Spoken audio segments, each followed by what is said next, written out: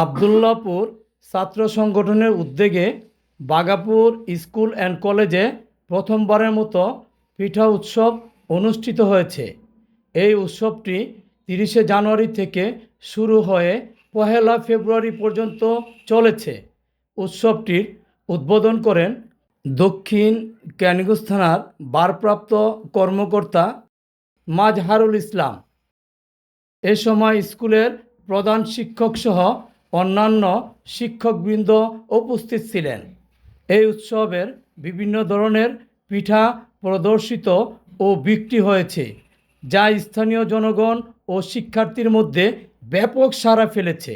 উৎসবটি শুধুমাত্র পিঠা প্রদর্শনেই সীমাবদ্ধ ছিল না, বরং সাংস্কৃতিক অনুষ্ঠান, সঙ্গীত ও নৃত্য অন্তর্ভুক্ত ছিল।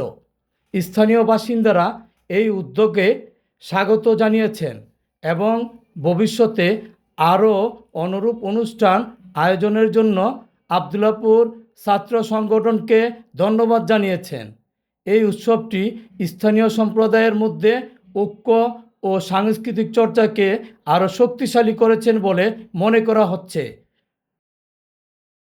Mohammad Jahangir Alam, MZA news, Keraniganj.